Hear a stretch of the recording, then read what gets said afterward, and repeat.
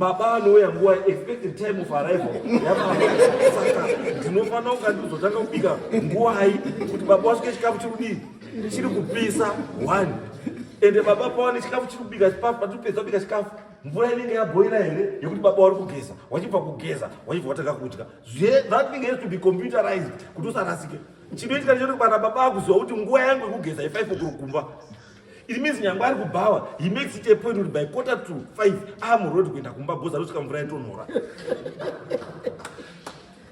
Muri kuendesa mari kutenga mabhazi, isidi kuendesa mari kutanga maproject. Ndotana headmaster, this is your problem. Your problem, I mean.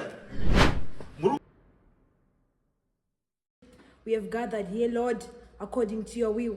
Oh Lord, as we're going to start this function, we put this program into your hands. Lead us, Lord, in the path of righteousness for your name's sake. We thank you, Lord. I put each and everybody who is in this place into your hands. Oh Lord, guide us in the correct way. In Jesus' mighty name, we thank you, Lord.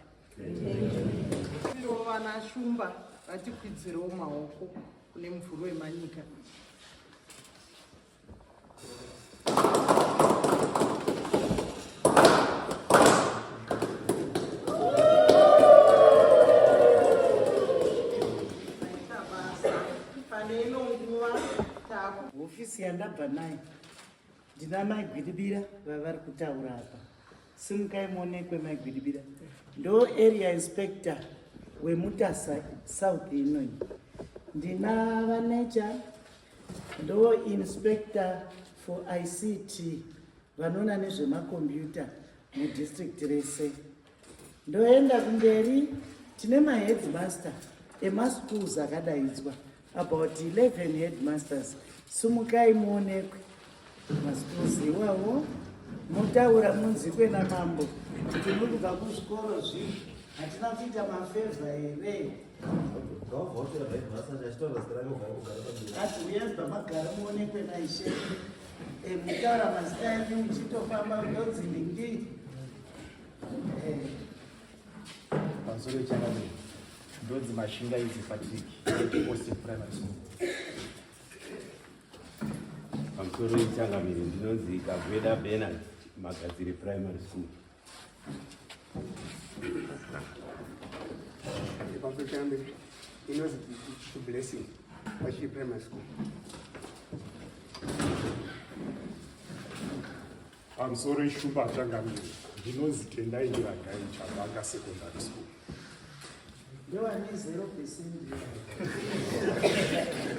Pamusoro ichangamire shumba ndeitwa Katembele College Kavanga Primary School. Pamusoro ichangamire ndeitwa Moyo Benford Aparari Primary School. Chimei.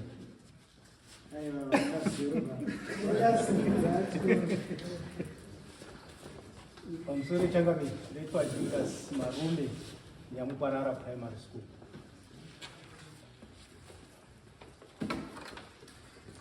Pamusoro ichangamire ndinoitwa Makarena Head Nyamayende Primary School. Takazokura mbuya echiposteri.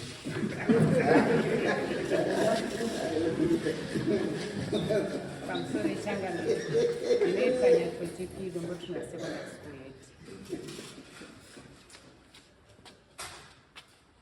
Pamusoro ichangamire ndeitwa Mamisa Teddy Rupinga Secondary Head.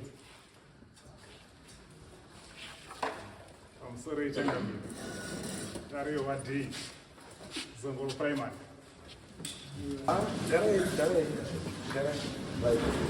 Ini nanti kumbona ini changuda kuti ndonga ndine MC wacho. Zandinoda kuita ndezvokuti sekutora zvaita na DDC. This program haisina kuti imboreba hayo kana kuti sei. Just a small program. But tikuti mu small program imomo tinofanira kuita zvinhu zvakakura zviri far reaching zvine ma-positive effects kuma areas atikutarisira kuti anofanira kusimudzirwa kuti afanane nechi nemamwe ma-areas. Sekutaura zvaita na DDC, issue yedu pairi issue yekuti we've identified kuti maMutasa munomu it's a very big district ine zvikoro zvakadii zvakawanda both secondary nechi neprimary. But dambudziko redu ratinaro right now nderekuti when it comes to development pattern yedevelopment yacho haina kufanana. Pane vamwe vari kufamba maningi, then vamwe varamba vari stagnant. Saka isusu tiri kuti ngatifambe pamwe chete nevari stagnant down. Let's not leave them behind. Ngativatore tifambe now kuti tifanane. Because at the end of the day, mabhuku yatiri kuerenga akafanana. Zama ratiri kunyora rakafanana. Mwana ane 5 A's kuchavhanga akafanana nemwana ane 5 A's kwaTsambi. Hapana difference. A ndiani? Ndi A. U ndiani futi? Ndi U. Asi tiri kuti vamwe vari kuwana ma-A vari ma-environments ari conducive. Handiti? Vamwe vachivanawo ma-A asi environment yake isiri conducive. Saka tiri kuti ngatifananidze kuti mwana asawe nechaanoshora kuti ini ndatadza kupasa because of, kana kuti chikoro china chisusumukira because of. Saka pakana patakatarisa zvikoro izvi, takatarisa munomu tikati tine about 4 macategories ezvikoro yatinawo kwapi kwaMutasa. The first category ndezvikoro zviri-established, ana St. Augustines, ana Bonda, ana St. Mathias, ana St. James Zongoro, these are ana Hartsdale. These are all established schools that can fund themselves. Wakada kutenga bus, they can buy. Wakada kutenga kamotikari ka headmaster, they can afford. Wakada kutenga mabhuku, they can afford. Tuvataenda musecond, tine dzimwe dzatiri kuti hadzisati dzasvika hadzo pana naTsambi, asi dzakunanambira kudi ikoko. Anzi, tobva taita yechitatu, tobva tati haitorimo ba kune dziri kudi dziri kuwana kana kutarisirwa kudi kuwana, kokutoya dzisikatohani dzisina chiro. Ndo zvikoro zvatinazvo mupi maMutasa. Saka ini ndiri kuti my focus is not on group A and B and C for now. My focus is on group 4. Ndiro randakati. Saka if you remember, patakaita urban marathon last year kuHonde Valley, tina na Alois Bunjira anuwa mwana wekuno kuHonde Valley. Ndikabuda paya ndichitaura kuti mukoma wangu Shingi kuHarare kuri kunakidza, tioneiwo. Baba wangu Scott kuHarare kuri kunakidza, asi ite sei tioneiwo. Wese mwana wako Mutasa tite sei tionewo. Because zvimwe zvacho zviri kuno kwazvinomira zvakadi zvakanaka, zviri kuda ruoko rwani rwenyu. Wakomana wese wakawanda, I've had meetings now and wari muprocess yekuronga zvavari kuronga zvatisina kuinga nhasi, asi they are working on something. Nhasi tauya nemukomana anonzi Net 1, ndiye watakati patakataura naye tiri uko aibva ati no Mambo, ndazwa kuchema kwari kwenyu. Saka ngatimbotange nepamuti mimi for now pari critical. Saka mukoma iwawo ndochi Net 1 yakamirwa navabani mazana, ndo watipa zvinhu zvatinazvo pano nhasi. Saka zvatakaita takati tine zvikoro zvisingakwanisi kutenga laptop yechikoro, not because havasi kuda, but because of these 3 reasons. Kuti 1, enrollment is low to such an extent kuti mari yavari kuwana havakwanisi kutotenga zvinhu izvozvo, because kwavari kutotenga laptop ileisure. And ndo class yekudi yekutanga. Class yechipiri ndeyekuti chikoro chine vana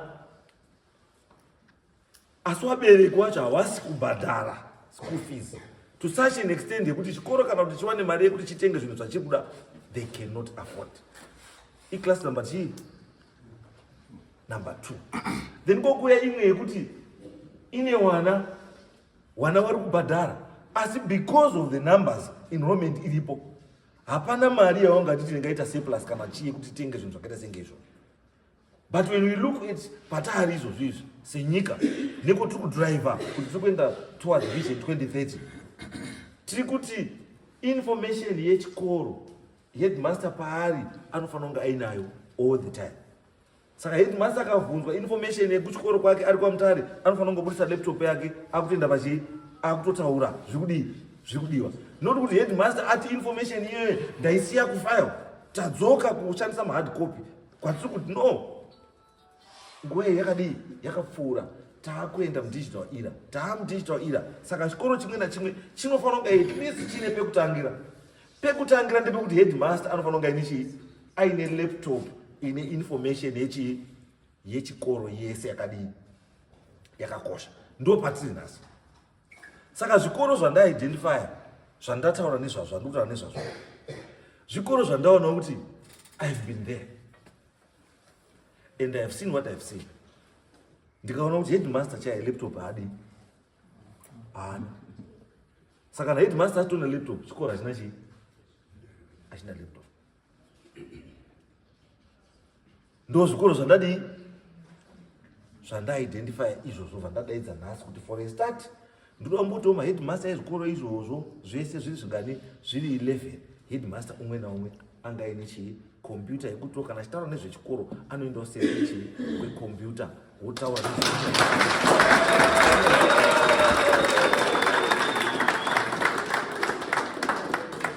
then taakuchiti maheadmaster acho pamwe wakafunda kuti computer literate and there is a department riko kueducation area inspector achatoita make sure kuti headmaster umwe naumwe adzidziswa how to operate a computer anoziva. Wopiwa chii malectures ekuti oita sei wait kana iri door after 2 minutes door zvichadzitangwa zvichidaro handika zvoramba zvidi as you go speed yodi yowedzera kusvika zvinhu zvadii zvinhu zvamika zvakanaka. But chatiri kuda isu ndechekuti information yechikoro inge yakachengetedzeka tichifambirana nechii nenguva. This is the stage yatiri izvozvo. This is the first stage. As we move into the second stage, taakuti every school panofanira kunge paine at least 5 computers so that mwana umwe naumwe achibva pachikoro ipapo anofanira kunge akubva ipapo ari computer literate, achiziva kuti chirongodzi computer chii, chinoitwa sei, so that paanomuva kupinda musekendari anenge akuziva zvauta sei kwari, because hakuna kwari kuenda mazuva ano basa kusingadi computer. Even nyangori foromani wekurod chai unotodawo computer kuti uzive nhasi what is the program for the day, unotoda computer because ndio une program for the day yekuti wakumwana uri kucheka papi, wari wangani, ndio wanani, wari kutanga nguwai, wachipedza nguwai, waita zvese zvikutoiswa muchii hanzo. Saka hakuna kwamuri mimi computer kudi hakuna. Nyangwe mimi wasikana mchana wati mai manje kwatutoenda ndikuti mumba chaiko utori mumba wakutoda computer kuti uzoti nhasi kuri kubikwei nguwai ndokwatikuenda baba anouya nguwai expected time of arrival yababa. Saka ndinofanira kunga ndizotanga kubika nguwai kuti baba wasvike chikafu chiri kupisa 1 ende baba pawane chikafu chiri kubika patopedza kubika chikafu mvura inenge yabhoira here yekuti baba wari kugeza, wachibva kugeza wachibva watanga kudya. That thing has to be computerized kuti usarasike. Chinoitika ndechekuti kana baba akuziva kuti nguva yangu yekugeza i5 o'clock kumba, it means nyangwe ari kubhawa he makes it a point kuti by 4:45 amurodi kuenda kumba bhoza arosvika mvura yatonhora. Muri kuona zvati kwatiri kuenda kwacho ndokwatiri kuenda kuti muchaite neindirect control yevarume vanonetsa. indirect control ndio kungomisa zvake pakombiyuta bambo ndio nguva yenyu yekuuya nekugeza iyi this week nechikafu chacho kana muda kuchinja baba endai pakombiyuta mabachinja kuti minyu ye this week tikuchinja pamaisa maguru guys this week ndikuda chakati mai anokotaisa pai pakombiyuta kuti nhasi zvakamira sei wotobika according to the program iri pakombiyuta haunesani nemunhu kuti mabikire emaguru ndandoda bhinzi haya zviri kutonhora ukamisa time yako yekudya ndiwe ina handichamuki unosvika wozviburira because pane paine nenguva yekugeza mapureti kuti kana madya ndikupai 30 minutes ndio allowance yekudii yekudya handiti after 45 minutes takutokoleza mapureti takugeza takunorara time yekumuka kabherokorira na4 because 5 o'clock baba unofanira kunga wakubuda wageza watobuda magumbezi wakugeza 6 o'clock wakutomwa tii kota past 6 wakutopinda motikari wakuenda kubasa ndoko wati kudii kwatiri kuenda. So what does it mean? It means kuti munhu umwe naumwe paari computer yakufanira kunga ichidii ichizivikanwa handizvo. Saka chimwe chataita futi tabva taona kuti tine vana kuzvikoro zvandataura kuchavhanga, Nyamukwarara, Nyamaende kure, asi tiri kuti health yegirl child, utano hwemwana musikana uri very critical to us. So how can we assist? Tikati ngatiiti mapads tipo wana vachidi kwavari ikoko vachishandisa time and again. We look for these things towadi toapa pamwe pacho pari kuti vana vashaichi mapads. It's not because havasi kuda kushandisa mapads, but tine mafactors akawanda ari kukonzeresa izvo. Kuti one, kwari kugara hakuna mashopu, saka kwekutenga kudii hakuna. Then two, umwe ariko but mari yacho hapadini yekutenga hapadini. Then pamwe pacho pechitatu papekuti you want to change the mindset yemwana wacho musikana kuti azive kuti kushandisa mashizha nematishu mashitsa akuraswa atsemuka iwo wotsewo wotorawo shiti riya wori peta peta woti ndiro nda kushandisa sepedi. Tukuti no, let's move away from tea. But it's not healthy. Ndo zvatipedza kudii kutaura nekuencourage. Tiri kuti zvinhu izvi hazvisiri as expensive as zvokuti what people cannot afford to look after their own. Mucommunity munhu anokwanisa kungoti every month I've got a budget $100 yekutenga mapads. Mwana wese ani musikana ari muno manongo yakutora mapads kana nguva yake yadii yakwana. These are not expensive things, but zvinoitika if you don't use them correctly kana zvakanaka pautano hwako ndo panoita chii dambudziko. Saka we are doing this kuti tichese tichengetedze utano hwemwanasikana. Then mabhokisi ari apa muri kuona ndekuti zvese zvatiri kuita izvi is because of vision yapresident wedu wari kuti musasiye mwana kwese kwari kuchavhanga kwaNyamaende kusagambe kwese andizvo. Saka tikuti president wedu apa ibiography yawe yekuti kuti muzive kuti president wedu ambori munhu akaita sei, akashanda sei kuti asvike papi pari. We want everyone to appreciate basa rakaitwa nechii nerikuitwa nechii napresident. Saka netwani yati aiwa zvekuti vana vataurirwe kuzi president wakatozwa wana wedu ngawazviverengere umwe naumwe wozvinzwisira ari ega. abva kofudza mbudzi kana kuti mambudzi ari pamusoro pedombo ari kuchavhanga anokwanisa kuverenga bhuku rake woziva nezvapurezidendi wake ari kumuitira zvakadii zvakanaka.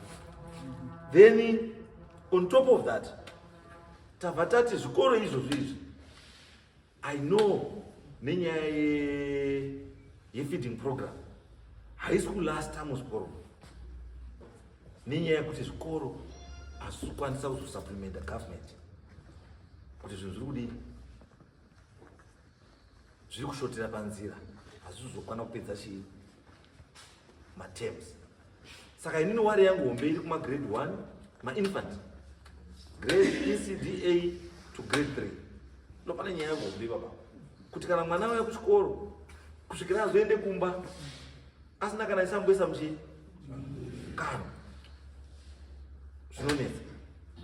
Takambopa magwere last time muzvikoro kuti akwanise kupedza matems. Saka we are still going to do the same thing. Tichaunza futi magwere tungomira kuti zvatoda kuita zvakazvikoro mukwanise kupedza term. Asi izvozvi muchibva panapa ndakapiwa rice napresident kunzi enda kunoone Mambo Mutasa wana wenyu kupana wana vari kudini warushaya chekudya vari kudini wapei chengetai mhuri yangu. Tikati president pakanaka. Saka ndabva ndafunga kuti nhasi zvamauya kudai tikati zvikoro zvacho zvese zviri chi 11 chikoro chimwe nachimwe chobva chakatakura 50 kg yacho yerice choenda chombonoti pabreakfast wana wambone zvekudya. Then tiri ipapapo tine chimwe futi chandaona chisina kutitira zvakadii chisina kutitira zvakanaka. District office yedu yeMutasa inotungamirirwa namai Mlambo nemainspector esa ndiwo anotungamirira education.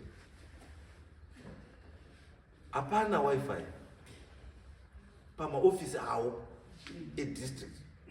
Saka inini mukangotaura nyaya kuti Mutasa district wamune mashoresa ndini ina handidi zvokushorwa I don't like that. Handizvidi zvokushorwa kana kuti panotaurwa zvese zvinhu zvakanaka ndozi ndiri namba 2 kubva kumuswe kana kuti namba I don't like that. Handizvidi. Mutasa inofanira kuramba ingori pamusoro ndozvinoita kuti zvinhu zvifambe zvakanaka. Saka tabva tati izvozvi vakomana vatingi where they wasvika tatoti izvozvi nhasi tobva tatowagamuchidza panapa Starling kit yawo nhasi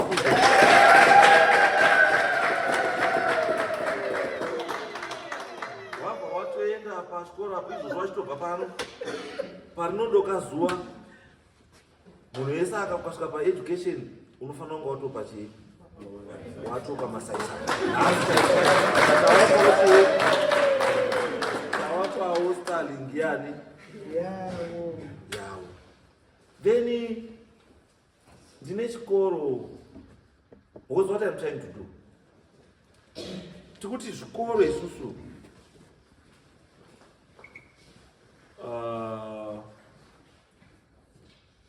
zviri kutadza kujeneta mari through maschool fees nechi zvinofanira kuti at least paite an income generating project that can sustain the school.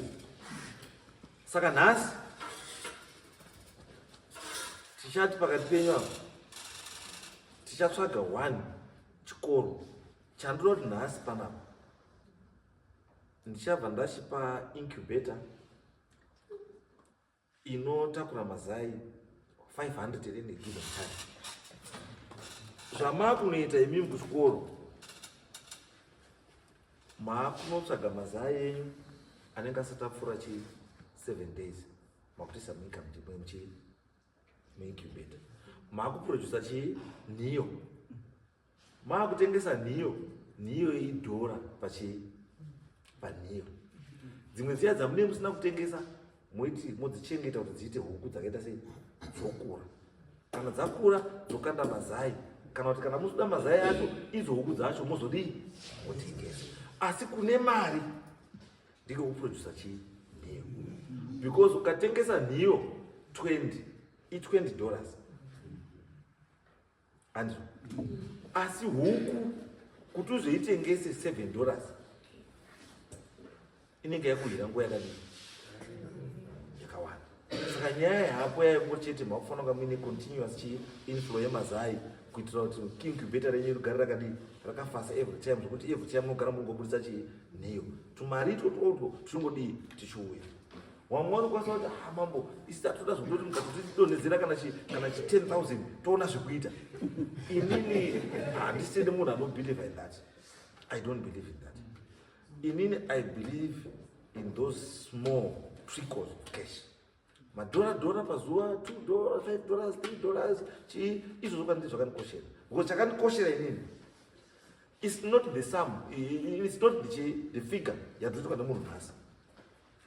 Inini chakandikoshera is the cumulative value.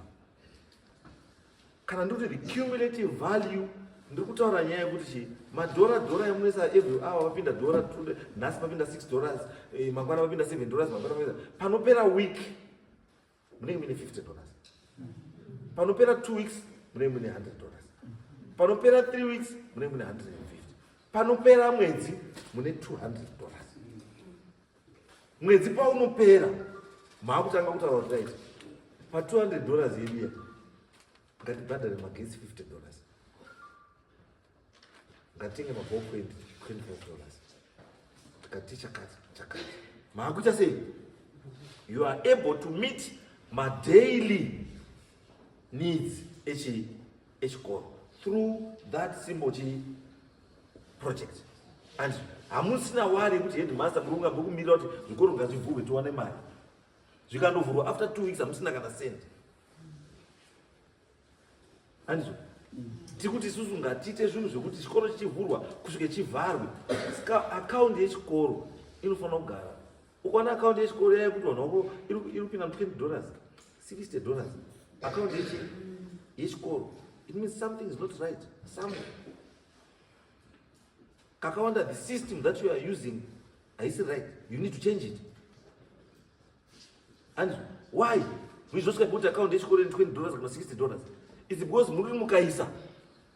Handiti hamuchaisi zveba. Maakundotora kutora kusvika yadii yapera. Ukaona chikuru account isina panonzi nhasi madepozwa 50, you last 2 weeks. Maakumboita just for accounting purposes dzekuti munodepozwa 600 yakauya nezvi yakabhadharwa zvo inodepozwa na8 makusenano iyo 600 andiri. Asi pairi kudepozwa makuseni yona 8 o'clock pane patone mawithdraw 5 ekuti achipedza kudeposa anditi ichingorekodha wobva atotanga kuisa withdraw yobva atotanga kutobuda ipo papo. Iye abva kuchavhanga kobheka mari kupi kwamutani anditi anozobuda mubhengi muakaunti yechikoro yo muzira chiro watokona futi bhengi wakudzoka nayo. No, something is not right. Something is not right. Itai an independent projects account inosustaina chikoro. School fees yomirira those big things zvida kutwa nechikoro. Wozwana muchimirira kwana account yechikoro ichika pekuti yasara $100 or less, it means that school haifi yakaita chinhu chinoonekera. Inotomirira donor community. Pasina donor community hapana chinobuda. Ende kana mukasatoda donor community vanouya kuti tatukupai maakuenda kuonesana nezvikwereti mumabhengi. Maenda mumabhengi kotora zvikwereti mumabhengi, the next thing matadza kubhadhara bhengi rako yakutora tumacheya takatamudzirwa ndivana mbuya vajosi kuti vatenga macheya ako yakutora macheya because makwereta mari yamutadza kutora. Muri kukwereta mari yekutenga mabhazi isidi kukwereta mari yekutanga maprojects. Mukona ndamuzikana mwina ndotana headmaster This is your problem. Your problem, I mean, muri kukwereta mota yekutenga Toyota D4D. Mutora kamari kamuna mu account. Muri kokwereta kuEcobank. Motenga D4D. And matenga D4D. D4D ine ichari kukupa imuchikoro. Kuita luxury yekutora mapepa ma exam papers nekudzoka nekuenda kuma meeting mune D4D. Wakwidzidza chikoro rega kuti wauraya chikoro. Ndiri ini ndinotora mari yandada kuisa ku-D4D ndinotenga chikafu nemabroiler mari yacho yese. After 5 weeks mari iyo inenge yadzoka with profit. Then I use the profit to buy a car inoenderana neincome yechikoro. Muri kuzvipinza muzvipereti because muri kuenda kutora zvikwereti zvisingaenderana nechikoro zvenyu. Yes. Income yamuri kuwana pagore rese is 35,000. But munoenda kokwereta mota ya 50,000. Every month muri kuenda kubank kokumbira ruregerero. Every month kukumbira ruregerero. Muri kuzviitirei? Haisi mhosva kutenga Honda Fit. If you need kumubva from point A to point B, tenga Honda Fit. Inoenderana nechi neincome yani yenyu. Munoti mimi nyama yende primary headmaster wepabhonda ane D4D. Iwe headmaster wenyama yende primary unoda kuti D4D kuti uwenzana na headmaster wepabhonda. Umbori newana wangani unomboita mari. Because pane zvikoro zvimwe zviri kugrosa more than $1 million a term. Zviri kugrosa more than $1 million a term. Iwe hausviki 7,000. Iwe 7,000 hausviki. Mari iri kubhadharwa newana school fees rupera kubhadhara magarden boy nechi magarden boy na cashier kuzoemployewa naye cashier imba hamuna mari. Unoti abate iyi pamwe pacho dzidzai kuti do away neunnecessary expenses. Do away with unnecessary expenses. Deputy head ngarisite mari iri mbiri. Why do you employ a account clerk for what? It's an unnecessary expense. Kuti ndo zviri kunetsa iye motikari nemabhazi newashandi netiendesi. Munotomira kutenga mabhuku asi tiendesi yapinda. Handizvo tinozviziva zvese izvo. Saka ndikuti aiwa guys, isusu kuti isusu tikatumwa napresident ukamwe ndu zvatita dii zvatita tumotita. Saka ini chandikupa iyi chandikupa handi kuti ndinogona maningi aiwa asi ndikuti i-advice yandikuti mandikufamba umu tikuzviona kuti zviri kuuraya zvikoro ndizvo izvi asi zviri kukwidza kuti zvikoro ndezvipi ndezvi. Endaona naSt Columbus pakazara huku, nguruve, mabhanana, chii, what and chiri kutarisa kuti iwe uende kusima mabhanana 7 this month. Next month musima futi 7. Next month musima futi 7. Chiri kukutarisa ichocho chii mabhanana kokumbira ine mabhanana kanonzi kaike kamukati kai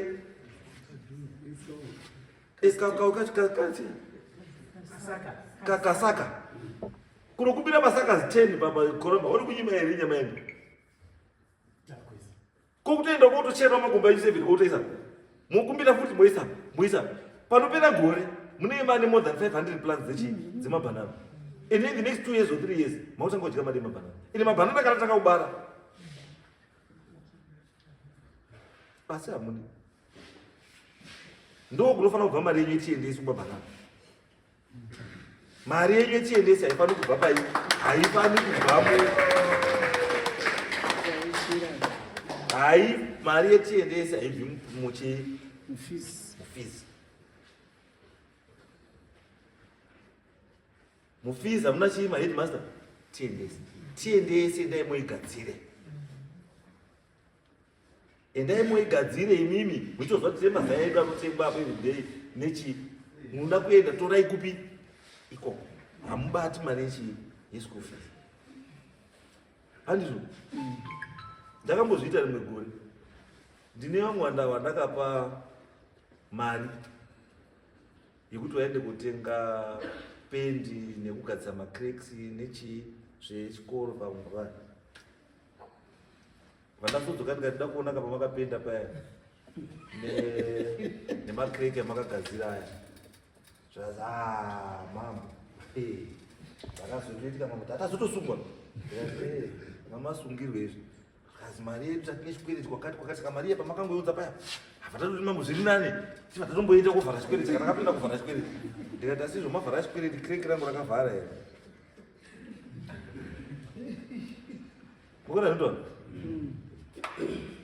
Watora mari meant for issue. Kunochisa kupi? Ndiyo sign of failure. That one is sign of failure. Yekusarongeka. Ukaona uchitora mari yekusport kunobhadhara TNS. That's a sign of failure. Mari TNS inofanira kupi? TNS. Mari yesport inofanira kupi? Kusport. Ukaona makutanga kuti tozokava izvozvo sign of failure. Izvo ndasinga kuzoti maheadmaster mese mauya mapiwa here TNS unoti tapiwa. Asi ndikaenda kuchikoro kwenyu mangwana ndokasasvika klasi mechiziva hakuna choko. Asi TNS yadi anyway,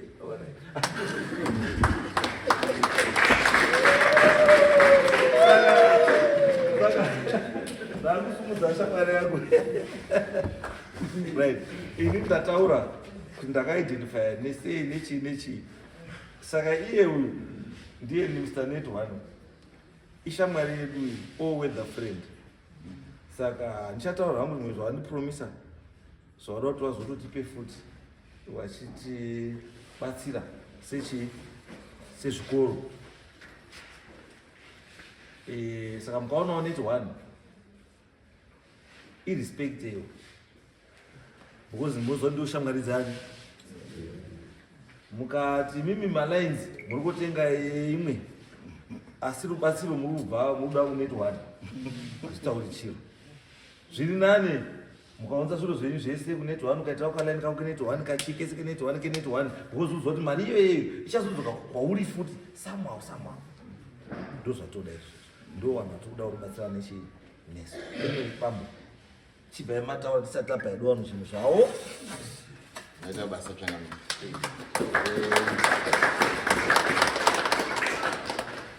Magara mamhoreswa kare asi ndichakumhoresai zvakare. Makadii mese? Tinokutendai.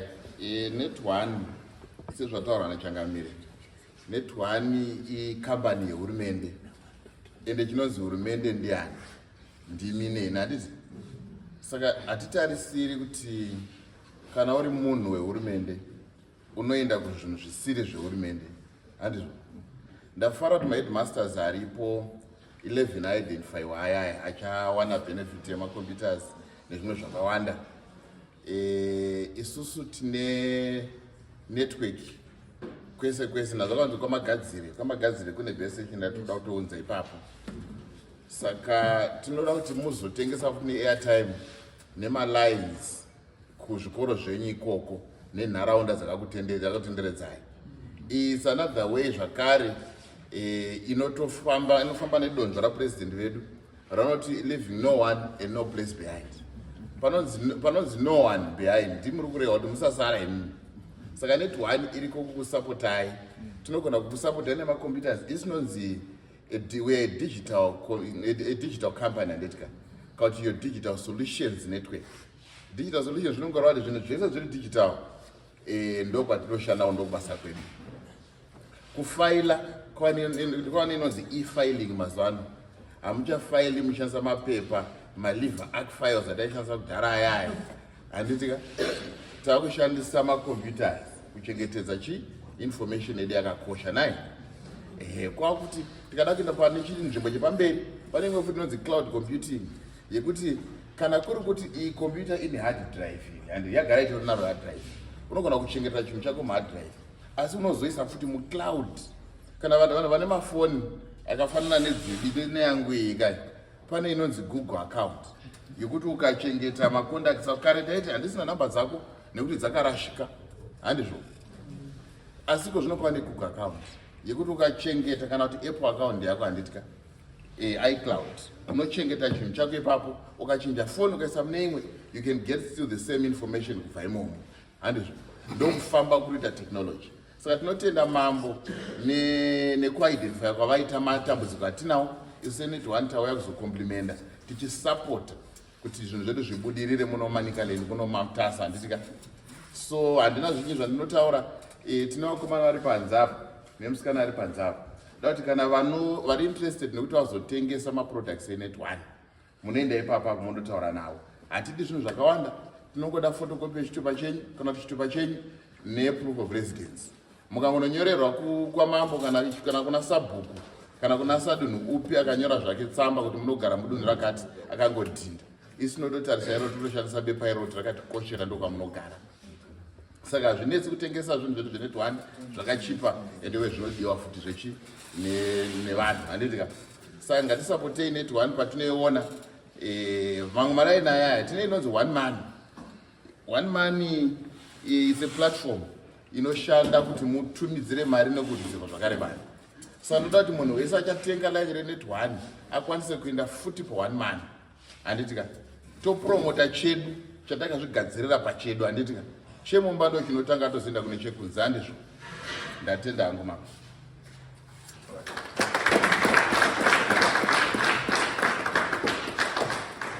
Right,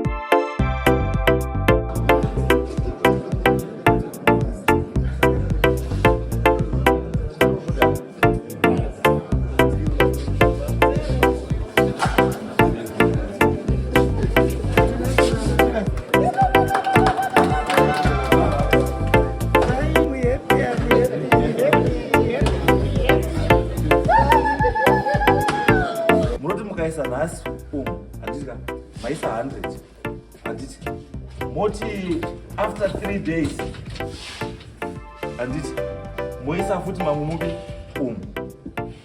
moti after another 3 days moisa futi mamwe papi after 3 days moisa futi mamwe kupi muchikusvika matrays adi apera.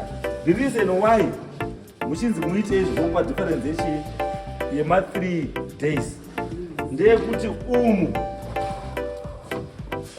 paunoenda muday number 18 handizvo munobva mabvisa tray iyi mobva maisa because huku dzinozochisvendwa mupi saka mukaibvisa muday 18 because inotarudzirwa kuti as from day 18 to day 21 ndo panotanga kutosunya chii masai. Saka mukabvisa tray mobva maisa it means kuti mato neimwe tray yamakutokwidza babi yamakutoisa futa handika muri kuona. Saka it means kuti munoti after every 3 days mune mutone chii makuti after every 3 days mukamutanga kutosonya after 3 days yakutosonya after 3 days yakutonya apa kuti mune muchingodi muchingoreplace muchingoreplace kumusoro saka sai kwenyu yakuramba ichidi ichingodaro saka then akarapa kane elementary munoisa chii munoiswa mvura imomo saka mvura inenge iri umu ndio inokontrora chii temperature yamune masetu apapi yamunenge maseta apanapa inofanira kunga iri mukati mupi inofanira kunga iri mukati then zvatodaro zvadi vapera vaakudya chii vaakudya mari handizvo saka zvandaita mai ndati ndoda kupa chii ndoda kupa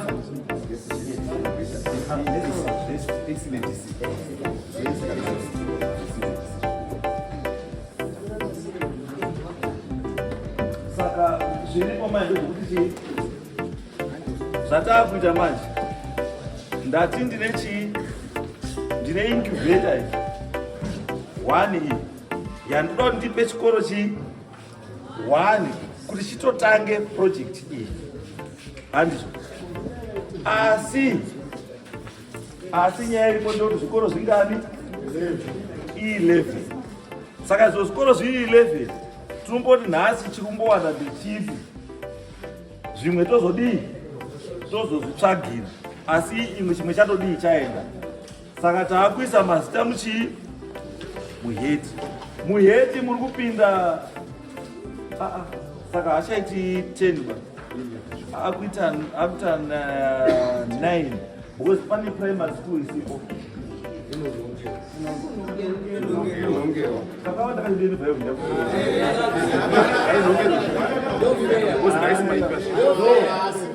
next time yozitangezvisatenda mafunctions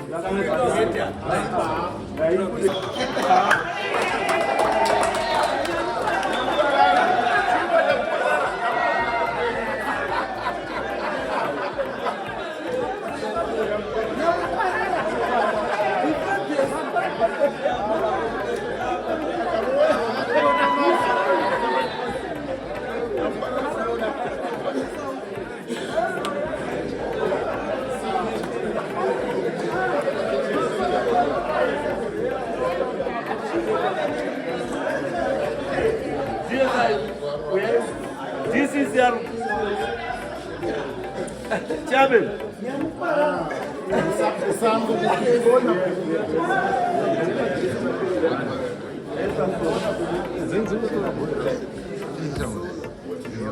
Pachakana beta kita chia se kuone.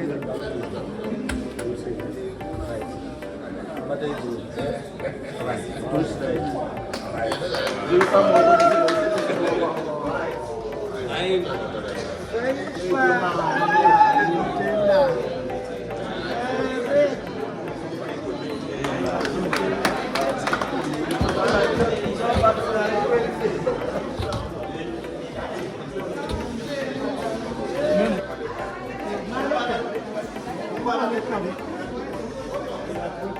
Ndinotenda ndiri kuti ngazvisagumire panhasi sekutaura kwamaita kana kuti ngazvisagumire kwatiri tega asi tinokumbirisa kuti muone iwowo urambe hwakadaro. Ndatenda zvikuru. His Excellency for the things they have done for us and for net one like now you are the only one. Thank you so much. Lord, thank you Jehovah for this program. Everything went smoothly and swiftly. We thank Lord as we are concluding at this moment. We thank Lord for this great day that you have created. We were all blessed and we were to enjoy this wonderful day. And we thank Lord for the leaders that He gave us as Zimbabweans. We thank Lord for this day. In Jesus' mighty name, we thank Lord.